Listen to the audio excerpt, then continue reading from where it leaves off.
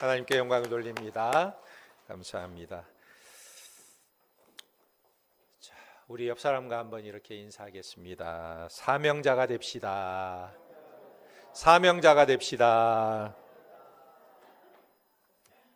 오늘 말씀은 사역자가 붙들어야 할 초점이란 제목으로 말씀을 전합니다. 오늘 본문에 보면 바울이 마게도냐를 갈 때에 왜 디모데를 데리고 가지 않았느냐? 바울이 왜 디모데를 데려가지 않았을까? 왜 디모데에게 에베소에 머물러 있으라 이렇게 말했는가? 오늘 말씀은 이렇게 시작하고 있습니다. 바울이 왜 이런 말을 하고 있지요? 디모데는 사역자였습니다.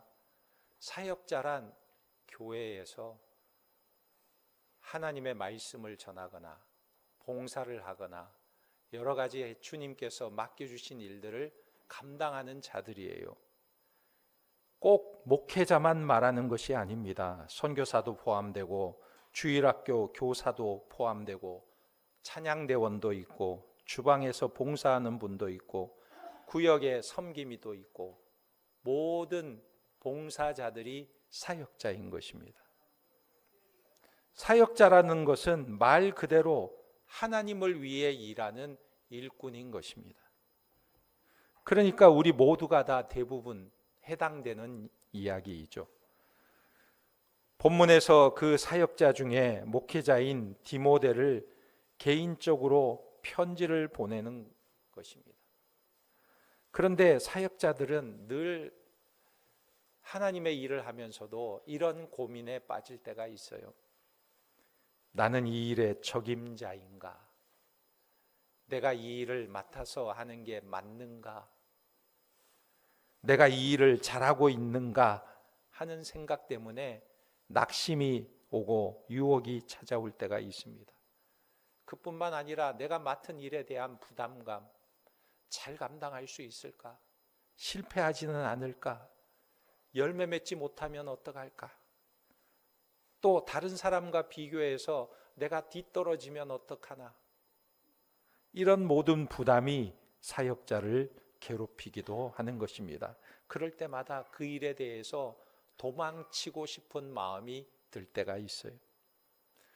그래서 어쩌면 디모데는 바울에게서 온 편지를 기대하고 있었을지 몰라요. 다른 곳으로 함께 가자. 이렇게 말하는 것을 기대했을지도 모르는 것입니다. 오늘 말씀 속에 디모데는 자기의 실수를 알지 못하는 사람들이 있는 곳으로 가고 싶어 했을지 모른다는 생각이 드는 것입니다. 그런데 바울이 디모데에게 뭐라고 말씀하고 있냐면 너는 거기서 머물라 말하고 있는 거예요. 일꾼들은 이때의 심정을 알 수 있을 겁니다. 사역자들은 때론 일을 내려놓고 도망가고 싶을 때도 있고 그래서 도망갈 구실을 만들고 싶기도 한데 하나님께서 계속해서 머물러 있으라 말씀하시는 것입니다. 문제는 이 부분에서 사역자들에게 중요한 것이 무엇인가를 우리에게 보여주고 있어요. 사역자가 머무는 이유, 사역자가 머물러야 하는 이유가 무엇이냐?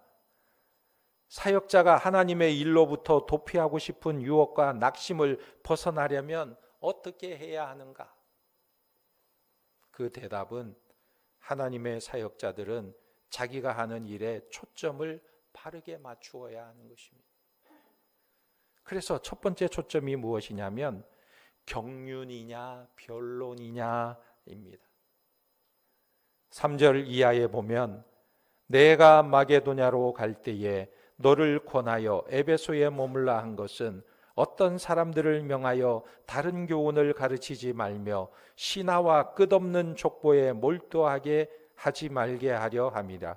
이런 것은 믿음 안에 있는 하나님의 경륜을 이룸보다 도리어 변론을 내는 것이라 그랬어요. 바울이 디모데를 에베소 교회에 머물게 한 이유는 어떤 사람들을 명하여 뭐뭐 말며 뭐뭐 말게 하려 함이라 이렇게 표현하고 있어요. 무엇을 말게 하며 무엇을 말게 하려 함이라. 말게 한다는 것은 금지한다는 것입니다. 왜 금지를 할까요? 어떤 사람들 때문에 성도의 마음이 홀려 있기 때문에 그렇습니다. 몰두라는 단어를 한번 생각해 보세요. 마음이 빼앗겨 있다는 거예요. 그러니까 마음이 어떤 것에 빼앗겨 있는데 무엇에 마음이 빼앗겨 있느냐? 다른 교훈에 빼앗겨 있다. 이 다른 교훈의 내용이 무엇이냐면 신화와 끝없는 족보라고 말하고 있습니다. 이 사람들은 이단은 아닌데 가르침의 포인트가 복음적이지 않다는 거예요. 여기서 신화라는 말은 미토이스라는 단어인데 신비하게 창작된 이야기라는 뜻입니다. 당시의 영지주의자들은 이런 신비한 이야기를 모르는 사람들은 구원받을 수 없다라는 말을 했어요. 신비한 이야기들은 온 우주 만물에 신이 있다는 것입니다. 그리고 이 신들과 교제하는 신비한 체험을 강조하는 것이 주 내용이었어요. 그리고 끝없는 족보라는 표현을 하고 있는데 그 신들의 계보를 말하고 있는 것입니다. 신들의 계보를 줄줄이 외우면서 신들과 교류하고 있다는 거예요. 예를 들면 알렉산더 대왕은 자기가 신들과 영웅들의 직계 후손이라는 것을 증명하기 위해서 자기의 족보를 만들어 꾸미기까지 했던 것입니다.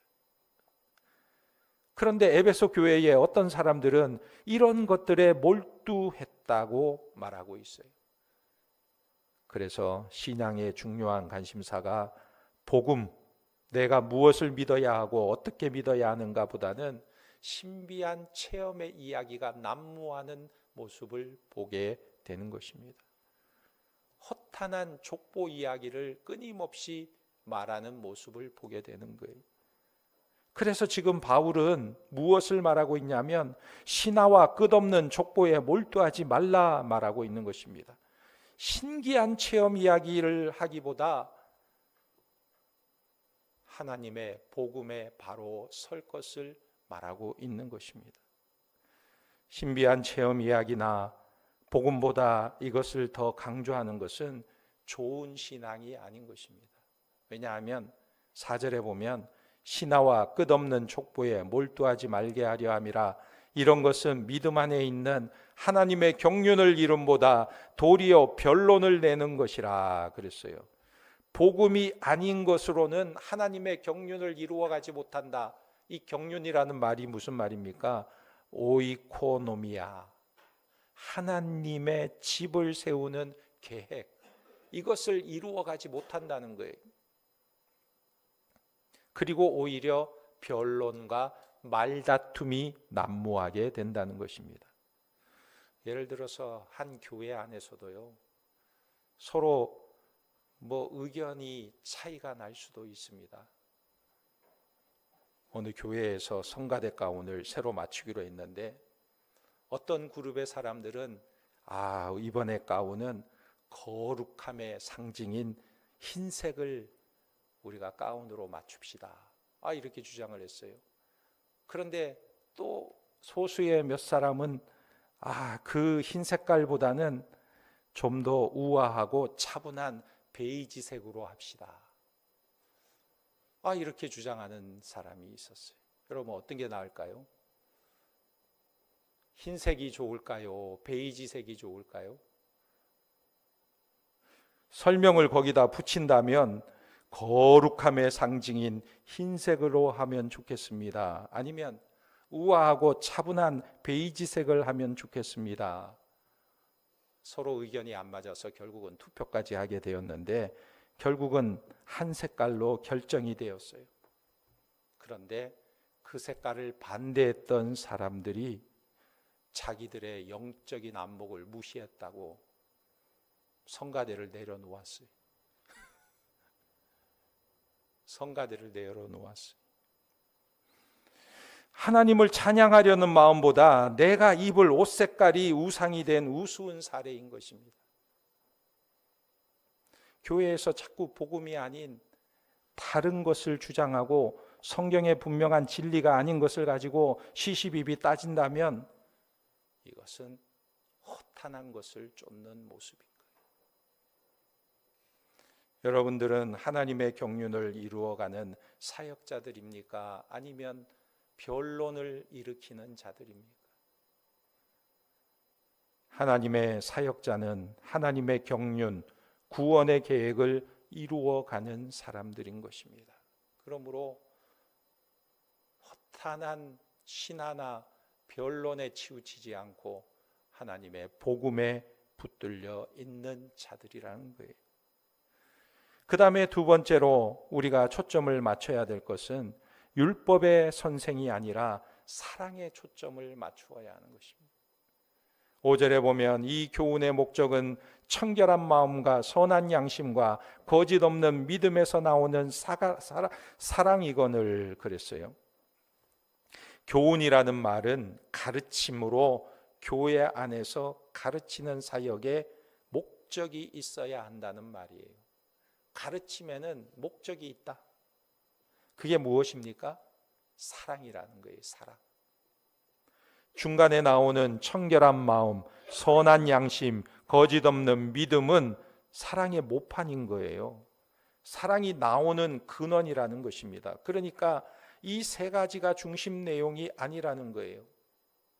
청결한 마음에서 나오는 사랑, 선한 양심에서 나오는 사랑, 거짓 없는 믿음에서 나오는 사랑이 중요한 초점이 되는 것입니다. 청결한 마음, 동기가 순수해서 섞임이 없는 마음에서 나오는 사랑을 말하는 거예요. 선한 양심이란 멋멋과 아는 사이라는 뜻인 거예요. 누구와 아는 사이냐? 자기 자신과 아는 사이라는 것입니다. 자기 자신의 은밀한 판단에도 정죄받지 않는 양심을 가리켜서 선한 양심이라고 말하는 것입니다. 그러니까 마음에서 시작해서 양심으로 나가고 마지막에는 믿음으로 등장하게 됩니다. 흔히 우리는 믿음 따로, 마음씨 따로, 양심 따로인 그리스도인들을 볼 때가 있어요. 사실 온전한 신앙은 이 세 가지가 분리되지 않는 거예요. 하나인 것입니다. 그래서 어떤 사람의 믿음은 그 사람의 양심과 마음을 잘 보여주고 있는 거예요. 말하자면 참된 믿음을 가진 사람이라면 진실하고 양심적이고 사랑스러운 마음을 갖게 되는 것이 당연한 것입니다. 그래서 교회 안에서는요, 무엇을 하든지 사랑이 동기가 되고 사랑이 지배해야 하는 것입니다. 예를 들면 잘못을 지적할 때에도 그의 영혼이 바른 길로 인도되는 것이 목적이어야 합니다. 징계를 할 때에도 그가 참으로 회개하기를 원하는 마음이어야 하고, 봉사를 하고 헌신을 하더라도, 교제를 하더라도 그 동기가 사랑의 동기와 목적이 분명해야 하는 것입니다.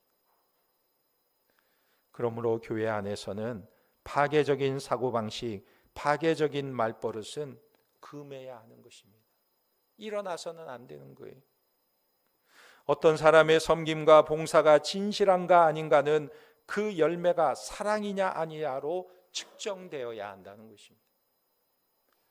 한 시계공이요, 아무도 보지 않는 시계의 뒷면에 작은 부품을 하나 깎는데 온종일 정성을 쏟아가면서 시간을 보내고 깎는 거예요. 그래서 어떤 사람이 아니 어차피 덮으면 보이지도 않을 그 부품을 왜 그렇게 고생하면서 깎고 있냐고 물었어요. 그러자 그 사람이 이렇게 대답했습니다. 그것은 내가 알고 있지 않느냐. 내가 알고 있지 않느냐. 남들이 아는 게 아니라 내가 알고 있지 않느냐. 이것이 바로 선한 양심인 것입니다.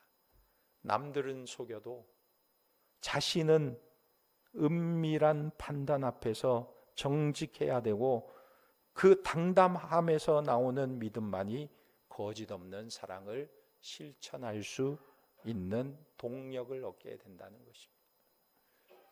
그리고 세 번째로, 사역자들의 세 번째 초점은 율법의 굴레가 아니라 영광의 복음에 초점을 맞춰야 하는 것입니다.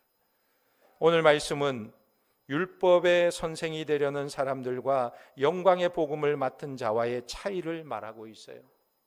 8절에 율법 그 자체는 하나님께서 주신 것이므로 선한 것입니다. 그런데 문제는 9절에 보면 알 것은 이것이니, 율법이 누구를 대상으로 주어진 것이냐의 문제예요. 누구를 대상으로 주어졌느냐?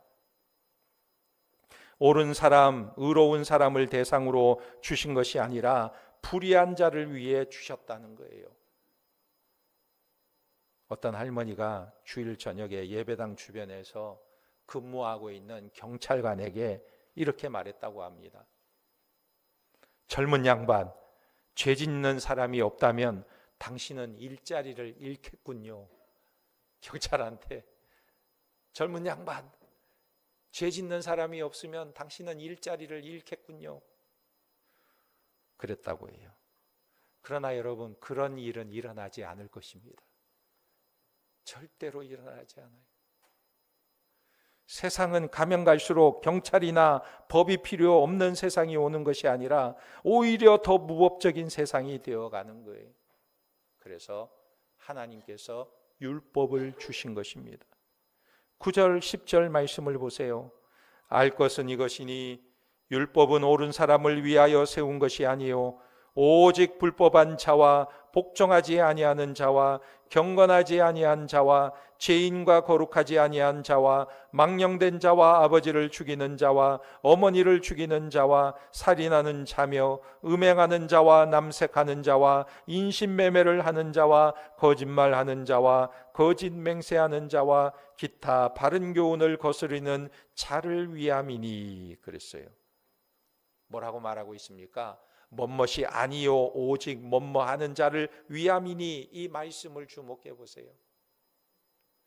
불법하는 자, 복종치 아니하는 자, 경건치 아니하는 자, 죄인, 거룩하지 아니하는 자, 망령된 자, 어미를 치는 자, 살인하는 자, 음행하는 자, 사람을 탈취하는 자, 거짓말하는 자, 거짓 맹세하는 자, 기타 바른 교훈을 거스리는 자를 위함이니. 그랬어요. 말하자면 그리스도 밖에 있는 자와 그리스도 안에 있는 자에게는 율법의 차이가 있는 것입니다. 그리스도 밖에 있는 사람에게는 율법이 죄를 지적하고 자기가 지은 죄를 죄인 줄도 모르는 사람에게 그것이 죄라고 알려주고 있다는 거예요.